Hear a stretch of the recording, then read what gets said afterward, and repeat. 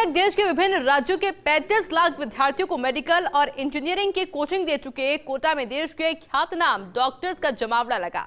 इस दौरान लोकसभा स्पीकर ओम बिरला की मौजूदगी में कोटा की कोचिंग स्टूडेंट रही देश की कई नामी हस्तियों ने अपने कामयाबी की कहानियां सुनाई। तो वहीं लोकसभा स्पीकर ओम बिरला ने दावा किया कि कोटा में देश के बेस्ट कोचिंग हॉस्टल है और कोचिंग सिटी के रूप में कोटा अभी देश में और ग्रूम होगा। ये रिपोर्ट देखिए। कोटा में एक अच्छा शिक्षा का वातावरण है, अच्छा प्रशिक्षण का वातावरण है। कोचिंग सिटी यानी कोटा में एलन कोचिंग की ओर से एलुमनी मीट का आयोजन हुआ।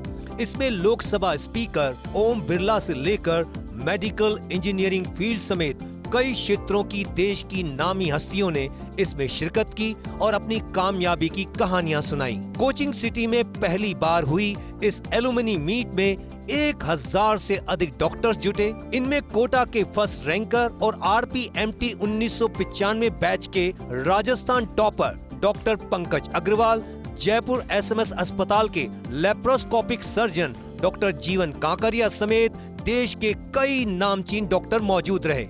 एलन सभागार में हुई इस मीट में सभी एक दूसरे से गले मिले, पुराने दिनों को याद किया और कोटा का वातावरण बेहतर करने में अपनी तरफ का योगदान देने का संकल्प भी लिया। उस समय भी टेस्ट सीरीज हुआ करती थी और हम उस टेस्ट सीरीज को हमारी ग्रूमिंग का एक माध्यम मानते थे। वो हमें मोटिवेशन देती थी।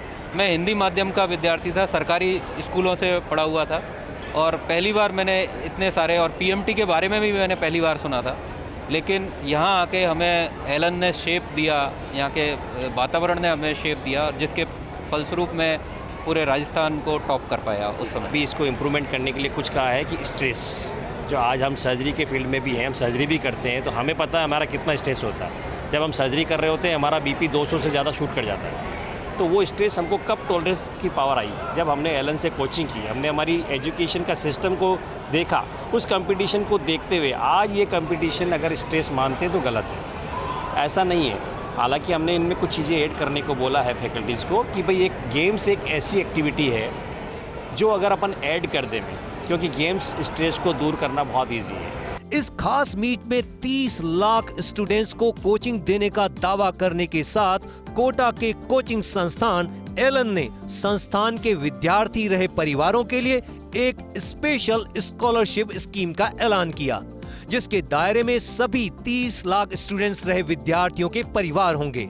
इस खास मौके पर लोकसभा स्पीकर ओम बिरला ने जोर देकर कहा कि यहाँ कोचिंग के लिए आने वाले मेहमान विद्यार्थियों से कोटा और यहाँ के लोगों का रिश्ता एक परिवार जैसा है और इस रिश्ते को हम और ग्रूम करेंगे।